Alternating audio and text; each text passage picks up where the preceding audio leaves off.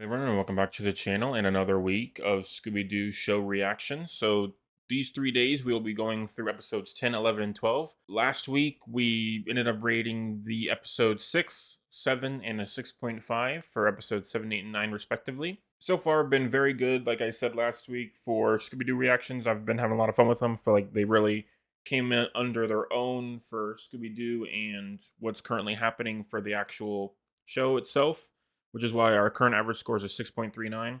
Then our stats, which we'll go over again on the last episode of this week. We're currently, our weird food is still only Scooby-Doo Show 3 of the spicy corn fritter.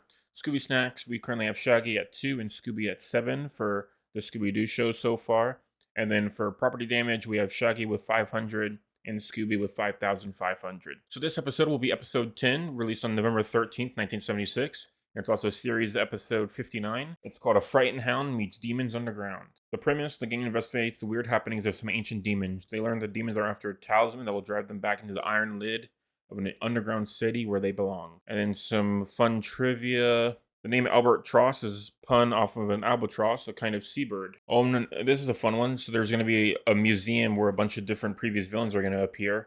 I'm excited for the museum to see who we can catch. Like Captain Cutler would be cool, since the guy behind me, that's my brother, dressed up as him for Halloween. So that would be pretty cool if it's Captain Cutler. We'll see.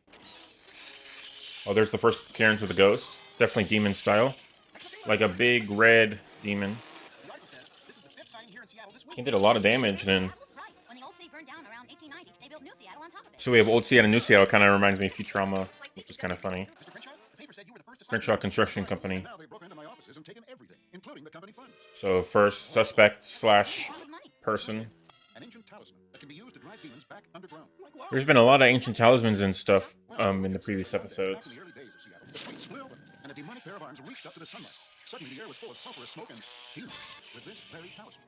Gotcha. So we have like another magician kind of person.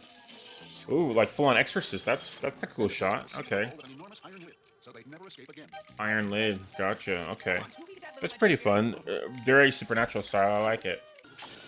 So there could be 3 demons, and their hands are covered in fire. Wow. Okay, so this will be an interesting one. We'll see if they explain anything. Yeah, rating will be accordingly. So we have the hotel keeper and the big creepy guy. Gotcha, Albert Tross. Okay. Okay, so we have a couple different people that could be it or not. Hiding inside that while being chased by the demon. Makes sense. Oh, going right into a ship. Fishies! Wow, those are huge fish. Holy crap, must be tuna. Albert was taken. He's definitely the bad guy then, obviously.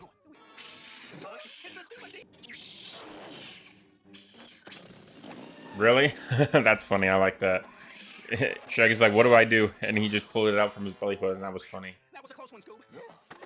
Those cups are, yep, animated differently. Good catch.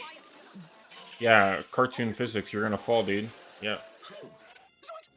The werewolves. Okay, here we go. This is the museum from the previous villains. Hang on. Let me pause while they pan.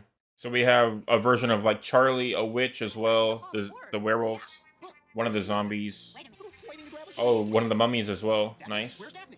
Yeah, I love seeing the museums and stuff. Like Monsters Unleashed obviously has one, but seeing it in a previous, like so early on, is pretty cool. I think that's the first museum we've seen of previous villains, which I really enjoy. Yep, cable car roundhouse. Okay. Oh, brand new cable car. There must be something down underneath the lid that they're trying to get to, and it's obviously Albert, I believe. He's the right size for the demon as well. So that's never been a thing. Like other cartoons, the physics of the person inside the costume feels like they don't really match up most of the time for Scooby-Doo. Oh, that male's animated, so they're going to throw that at him. Oh no, they're going to ride in it. Okay, that works. I feel like being on top of the train is too scary for them. Like a bad idea. They ripped the train in half and threw it onto a house. Holy crap, that's insane. How expensive is a cable car? Gotcha. Okay, so we're gonna actually use some of the previous villain statues as material. That's cool. Nice. That's cool. I like that a lot. Yeah, but then the witch from the previous episodes as well. And then the mummy. Cool. Yeah, I knew it was going to be a tunnel. There's definitely something down there. Albatross definitely undid his costume. Why'd you break the chest? Gold. Gotcha. So he broke that chest. That's another $100 for Scoob. That was easy. Nice job, Scoob. Yep. What? Really? Okay. So I was technically right? So is there no Crenshaw? Okay. So I wonder if that means that Sally's also technically a part of the bad guy squad. Okay, well, that was an interesting one. I think, to be honest, it's a little bit short for this episode just because of editing wise. I feel like it didn't really hit me as much. Felt kind of obvious. I don't know. I just feel like the demon part of things, like, they definitely didn't explain anything of how he was able to burn down those towers or anything like that, which was a bit frustrating. Like, some of those explanations, they don't really need to since it's, cartoon style, but they just really don't bother. Like, digging those big footprints in the like the second episode of this season, as well as like blowtorching full on, like with his hand, that kind of stuff of like how he discovered there was gold under it, why they even bothered with the wizard story trapping the demons or anything like that. So just a bit kind of basic for me. I think this is going to be my least rated episode of this season. Just to go over, I liked a lot of the fun stuff like the winding up his tail to run away and then Shaggy like pulling out just a big like kind of common rider kind of style thing, just whoosh, yanking that to make him go fast. I did like the Fred trap. I feel like the villain was a bit lackluster. Albatross though, the villain reveal with him as Crenshaw was pretty cool. And I did like all the property damage that they did in this episode. For me, I'm probably going to give this one a 4.5 out of 10. I don't want to rate it too low because I did enjoy a good amount of it. It's just overall, this one felt a bit boring compared to the last 2 weeks of episodes we've had. Because the last 2 weeks have been 6 or above, but this one just I feel like really brought it downhill. Just not really for me. I think I'm gonna lower it down to a 4 actually. Just didn't have very much fun with it. That lowers our average score down, but it's still our favorite season so far, so I'm not really bothered with it. I will do a ranking later on of my favorite episodes, basically. Maybe like my top 20 favorites. We won't rank anything pretty much below like a 5 or so, but my top 20 favorites is probably going to be, and then those will, my 8s are technically 10s, that kind of thing. Just, I'm kind of a hard ass. So, some cool stuff is that property damage wise, they destroyed a cable car and then they threw it into a building. So I'm gonna label that as 30 grand's worth of damage because the cable car is basically just the way it is in this show is essentially just a London bus. So I'm gonna just label it just kind of middle of the road for this kind of time period at 30 grand, split between Shaggy and Scooby since they both did it into a building.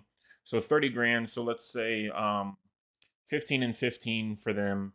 So that 30 grand would be about 25K for the cable car, 5K for the house, that kind of thing to repair it. So that brings Shaggy's score up to $15,500, and Scooby got 15,000 as well, and then 100 on top of that for throwing his fist into the chest, which brings his total up to 20,600. And then Fred, Daphne, and Velma still do not have any damage that I know of because some of the traps that they run throughout the episodes, it's not really on them when Shaggy and Scooby break it. So kind of just goes to Shaggy and Scooby, even though I probably could triple it out, but doesn't really. I'm just how I'm doing it. It's just super weird. So that's gonna do it from me for this episode. Can keep it kind of small again to get to the next 2 episodes. Like I said, not my favorite one. I think it's my least favorite so far of this new season. At a 4 out of 10, brings our average score down a little bit, but still pretty excited for the next 2 episodes, which will be coming in shortly, tomorrow and Sunday. So thank you everyone for watching, and I will see you then.